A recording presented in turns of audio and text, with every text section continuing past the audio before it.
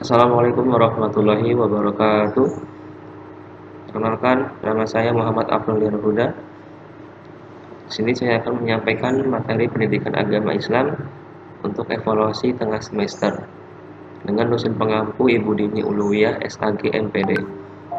Saya mahasiswa program studi manajemen Fakultas Ekonomi dan Bisnis Universitas Teknologi Bandung. Langsung saja bab pertama, mengenal hakikat penciptaan manusia.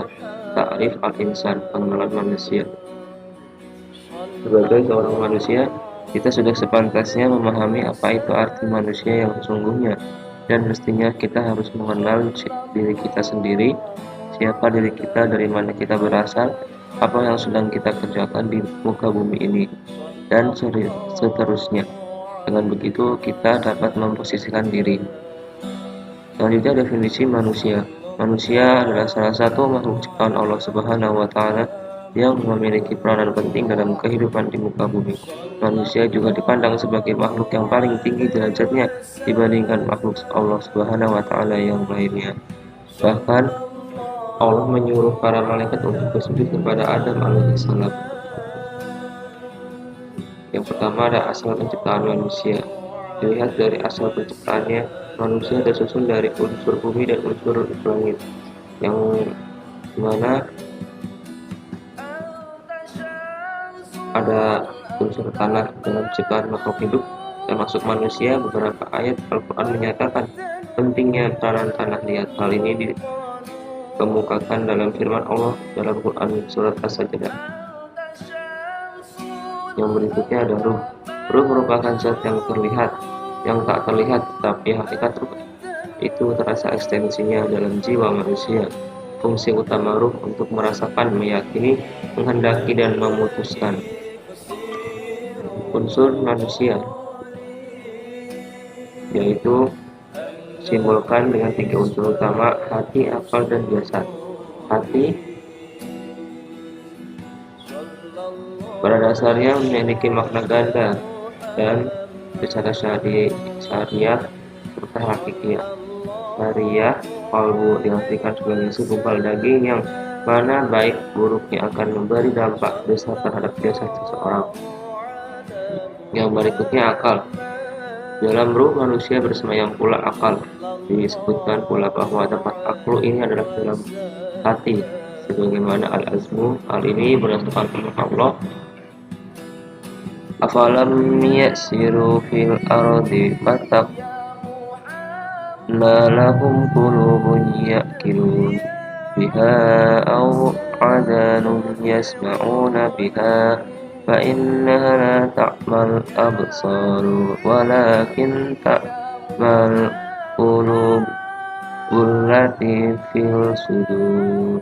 Artinya, maka apakah mereka tidak berjalan di muka bumi, lalu mereka mempunyai hati yang dengan itu mereka dapat berakal dengannya. Quran Surat Al-Hajj ayat 46.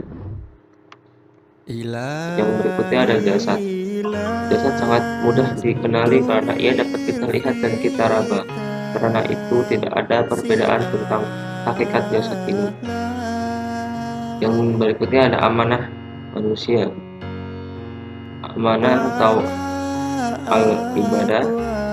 Di dalam kehidupannya di dunia ini, manusia diberi tugas-tugas agama, yaitu mengerjakan perintah dan menjauhi larangan, di mana jika dikerjakan mereka akan mendapat pahala, dan jika ditinggalkan mereka akan mendapatkan siksa. Manusia terbagi menjadi 3 golongan, yaitu kaum munafik yang menampakkan dirinya bahwa mereka melaksanakan yang lahir maupun batin, padahal tidak. Yang kedua ada kaum musyrik yang tidak melaksanakannya sama sekali, baik lahir maupun batin. Yang ketiga kaum mukmin yang melaksanakannya lahir maupun batin.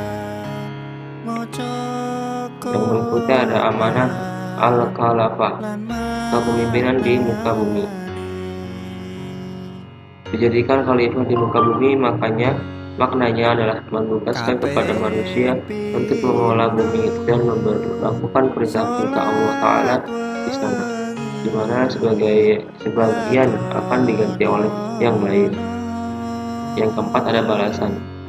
Jadi berkenaan dengan 2 amanah ini, Allah Ta'ala telah menyiapkan jazau, balasan. Mereka yang melakukan amal kebajikan akan memperoleh balasan kebaikan yang setimpal. Yang berikutnya materi ma'rifatul insan atau mengenal hakikat manusia. Makhluk.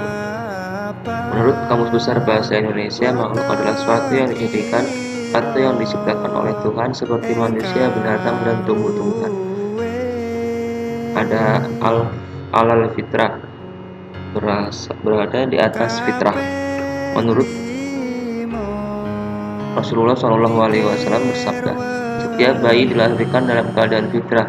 Orang tuanya lah yang menjadikan ia Yahudi, Nasrani, atau Majusi. Yang kedua ada lemah. Manusia yang diciptakan oleh Allah Ta'ala dalam keadaan dhaif atau lemah. Kelemahannya terutama dalam menghadapi godaan hawa nafsunya. Kadang-kala mereka mengalami lemah azam, tekad, lemah iman, dan lemah kesabaran. Selain itu, manusia pun pada dasarnya memiliki kelemahan fisik sehingga Allah Ta'ala menetapkan kebijakannya dengan memudahkan berbagai perintah dan larangan. Dan ketika terjadi kesulitan, dibolehkan olehnya manusia melakukan sesuatu yang hukum asalnya adalah terlarang. Misalnya dihalalkan memakan bangkai bagi orang yang kelaparan. Yang berikutnya ada bodoh. Manusia juga diciptakan oleh Allah Ta'ala dalam keadaan jahil atau bodoh. Allah Ta'ala mengungkapkan kondisi manusia ini dengan firman-Nya, sesungguhnya kami telah menawarkan amanat kepada langit, bumi, dan gunung-gunung, tapi semuanya enggan untuk memikul amanat itu dan mereka khawatir tidak akan melaksanakannya. Allah lalu dipikulah amanat itu oleh manusia. Sungguh manusia itu sangat zalim dan sangat bodoh. Quran Surat Al-Ahzab ayat 72. Yang berikutnya ada fakir.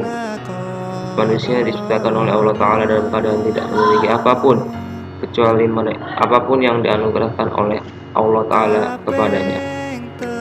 Yang kedua ada muharram, dimuliakan. Padahal manusia diciptakan dari tanah, liat, dan air yang hina, akan tetapi Allah menghendaki manusia dengan makhluk yang mulia dan dimuliakan dengan ditiupkan ruh ke dalam unsur langit. Sebagai unsur langit diberi keistimewaan, alam ditundukkan untuknya. Yang ketiga ada mukhalaf atau dibebani. Sebagai manusia diistimewakan dengan berbagai kelebihan. Manusia tidak dibiarkan tanpa tugas dan tanggung jawab. Ubud illallah, nikmat penciptaan dengan berbagai kelebihan harus disyukuri dengan melakukan ibadah sebagai ekspresi ketundukan dan keikhlasan kepada Yang Maha Penciptakan. Yang kedua, khalifatul fil ardh. Potensi besar yang diberikan Allah kepadanya juga dimaksudkan agar manusia mampu mengelola bumi ini, mewakili Allah mengatur kehidupan sesuai yang dikehendakinya, dan juga berbuat baik dan tidak berbuat semaunya. Yang keempat, bebas memilih. Manusia adalah makhluk yang makhayyarun, diberi pilihan oleh Allah Ta'ala apakah memilih al-iman atau al-kufur. Allah Ta'ala telah menunjukkan kepada manusia dengan jalan kebajikan dan jalan kejahatan, dan telah diberikannya pula kepada mereka akal untuk membedakan mana yang baik dan mana yang buruk, sehingga ia dapat memilih yang baik untuk dikerjakannya dan yang buruk untuk ditinggalkan. Yang kelima ada balasan atau pertanggungjawaban. Setiap manusia pasti akan mendapatkan balasan atas apa yang telah ia perbuat, maka hendaklah manusia dapat memilih apa yang akan ia lakukan. Berakibat surga dianugerahkan kepada orang-orang yang melakukan kegiatan-kegiatan soleh. Allah telah mempersiapkan surga bagi umat manusia yang hidup sesuai dengan ajarannya. Yang berikutnya ada berakibat neraka. Neraka dalam Islam diartikan sebagai tempat ganjaran bagi mereka yang memiliki amalan buruk lebih berat daripada amal baik. Sedangkan mereka yang ingkar mendapatkan balasan dari Allah Subhanahu wa Ta'ala berupa an-nar. Allah berfirman, dan apapun orang-orang yang fasik atau kafir, maka tempat kediaman mereka adalah neraka. Setiap kali mereka hendak keluar darinya, maka dikembalikan lagi ke dalamnya, dan dikatakan kepada mereka, rasakanlah azab neraka yang dahulu kamu dustakan.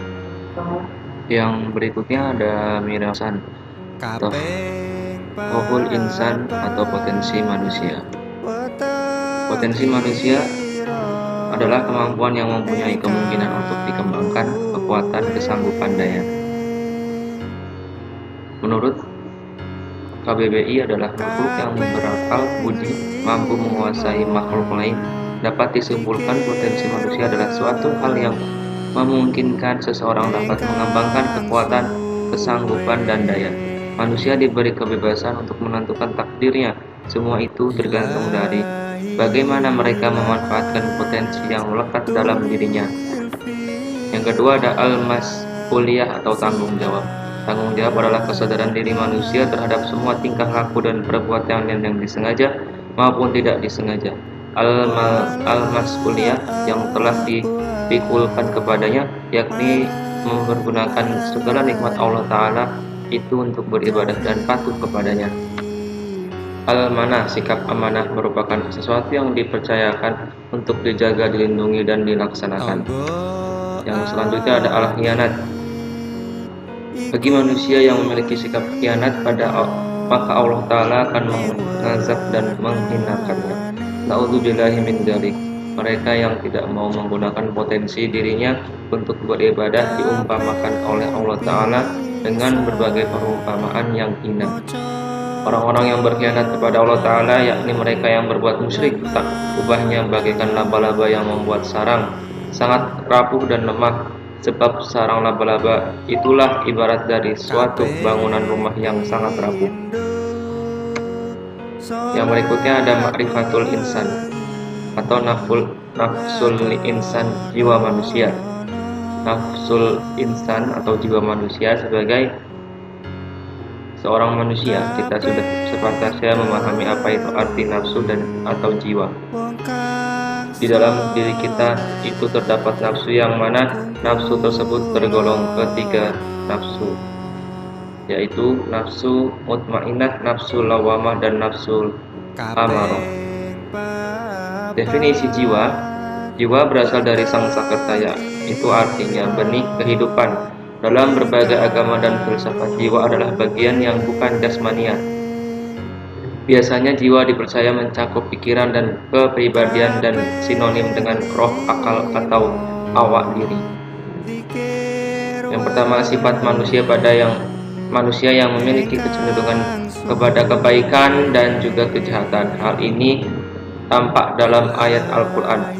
Maka hawa nafsu Qabil menjadikannya menganggap mudah membunuh saudaranya, sebab itu dibunuhnyalah, maka jadilah ia seorang di antara orang-orang yang merugi. Al-Maidah ayat 30.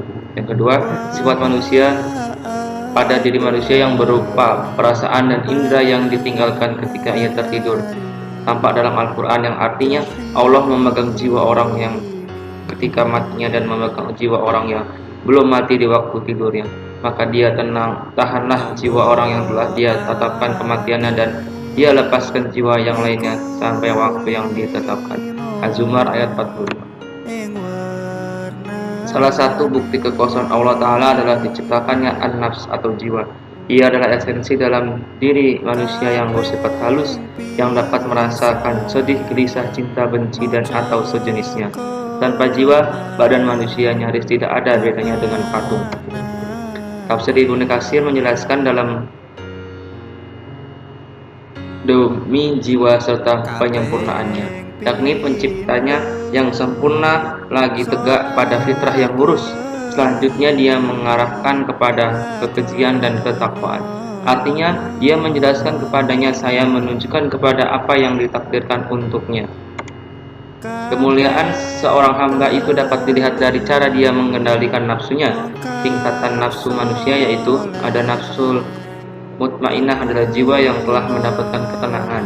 Yang berikutnya ada nafsu mutmainnah, adalah diartikan sebagai nafsu yang disinari cahaya sehingga dapat mengosongkan hati dari sikap tercela dan terhiasi dengan sifat terpuji, yaitu bacalah yang telah diwahyukan kepadamu, yaitu Al-Quran, dan dirikanlah sholat. Sesungguhnya sholat itu mencegah dari perbuatan yang keji dan mungkar, dan sesungguhnya mengingat Allah adalah lebih besar keutamaannya dari ibadah-ibadah yang lain, dan Allah mengetahui apa yang kamu lakukan.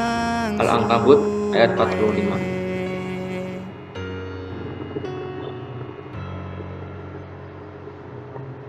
Firman Allah dalam Quran surat An-Nisa yang artinya mereka dalam keadaan ragu-ragu antara yang demikian iman atau kafir. Tidak masuk kepada golongan ini orang-orang yang beriman dan tidak pula kepada golongan itu orang-orang kafir. Maka kamu sekalian tidak akan mendapatkan jalan untuk memberi petunjuk baginya. Sekian dan terima kasih. Jika ada kekurangan mohon dimaafkan. Wabillahi taufiq wal hidayah. Wassalamualaikum warahmatullahi wabarakatuh.